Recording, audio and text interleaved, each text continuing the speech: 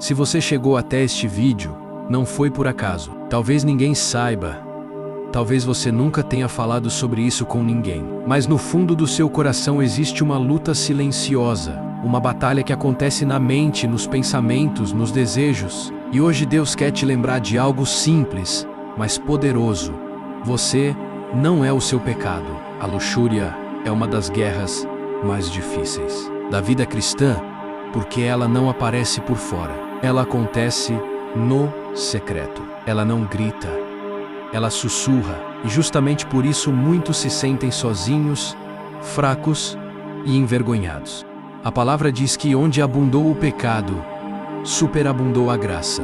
Deus não se afasta de quem luta, Ele se aproxima. Ele não rejeita quem cai, Ele levanta quem se arrepende. Talvez você já tenha prometido mudar várias vezes. Talvez já tenha chorado, orado, e mesmo assim voltou a errar. Isso não significa que você é fraco. Significa que você está tentando vencer com suas próprias forças. A libertação começa quando entendemos que não é na força do braço, mas no poder de Deus. A luxúria quer dominar seus pensamentos, mas Cristo quer governar seu coração. A carne pede prazer imediato, mas o Espírito oferece vida abundante. Cada vez que você escolhe resistir, mesmo falhando depois, você está treinando seu espírito para vencer. Deus honra quem não desiste. Hoje não é dia de culpa, é dia de decisão. Decisão de vigiar mais, de orar mais, de fugir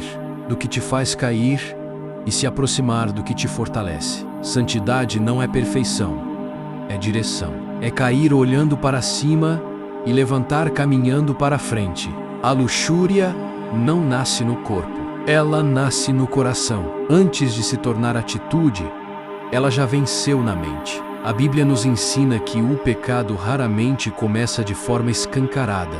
Ele chega de mansinho, disfarçado de curiosidade, de desejo inofensivo, de pensamentos que parecem passageiros. Mas aquilo que não é confrontado hoje, amanhã cria raízes profundas. Jesus foi direto quando disse: todo aquele que olhar para uma mulher com intenção impura, no coração já adulterou. Mateus 5:28. Isso mostra que Deus não observa apenas o que fazemos, mas o que alimentamos por dentro. A luxúria é perigosa porque engana. Promete liberdade, mas aprisiona. Promete satisfação, mas deixa vazio. Vivemos em um tempo onde o pecado é normalizado. A sensualidade é vendida como diversão, a pornografia como entretenimento, e o desejo desenfreado como algo natural, mas o que o mundo chama de normal.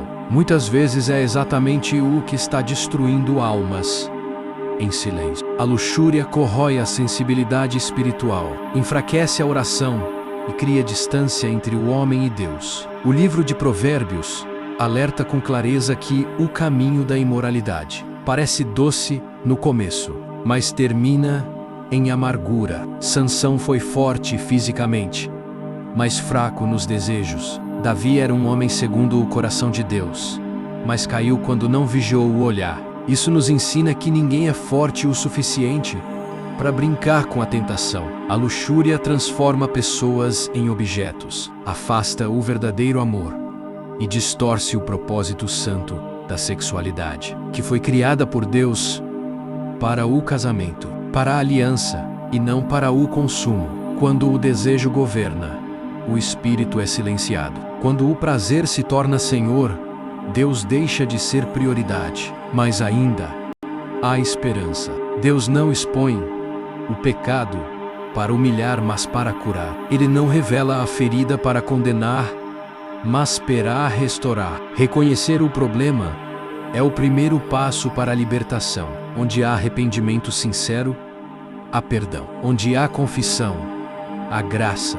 A batalha contra a luxúria é diária, mas não é solitária. O Espírito Santo capacita, fortalece e renova a mente. A palavra limpa, a oração sustenta, a vigilância protege. E aquele que decide viver em santidade descobre que a paz de Deus é infinitamente maior do que qualquer prazer momentâneo. Deus nunca chamou seu povo para viver preso ao pecado, mas para andar em liberdade. A luxúria escraviza porque cria ciclos: queda, culpa, promessa de mudança e recaída. Muitos acreditam que Deus se cansa de perdoar, mas a palavra afirma que as misericórdias do Senhor se renovam a cada manhã. O problema não é cair, é permanecer caído sem buscar ajuda em Deus. A santidade não é ausência de luta, é decisão diária. É dizer não à carne, para dizer sim ao Espírito. Paulo escreveu que devemos crucificar os desejos da carne, porque eles militam contra a alma. Isso não significa viver reprimido, mas viver alinhado com o propósito divino. A mente precisa ser renovada. Aquilo que entra pelos olhos desce para o coração. Por isso, vigiar o que se assiste, o que se ouve e o que se alimenta é um ato espiritual. Não existe vitória sem disciplina. Não existe santidade sem renúncia. E não existe transformação sem intimidade com Deus. O inimigo trabalha no segredo, mas Deus age na luz. Confessar, buscar aconselhamento e quebrar o silêncio são passos fundamentais. A vergonha tenta nos afastar de Deus, mas o arrependimento nos aproxima. Cristo não rejeita o coração quebrantado. Ele restaura, limpa e dá um novo começo. A verdadeira pureza não é apenas sexual, é espiritual. É colocar Deus no centro. É escolher agradar ao Senhor mesmo quando ninguém está vendo. Jó declarou que fez aliança com os olhos. Esse é um compromisso que todo cristão precisa assumir. Proteger a visão, a mente e o coração. A graça de Deus não é licença para pecar, é poder para vencer. Quem anda no Espírito não satisfaz os desejos da carne. A cada dia, Deus oferece força suficiente para resistir, coragem para fugir da tentação e amor para permanecer firme. A luxúria promete prazer rápido, mas a santidade entrega paz duradoura. O pecado pode até ser atraente por um momento, mas a presença de Deus é eterna. Vale a pena lutar. Vale a pena resistir. Vale a pena permanecer fiel, porque no final, não é sobre o que abrimos mão, mas sobre o que ganhamos: comunhão com Deus, liberdade da alma e um coração alinhado com o céu.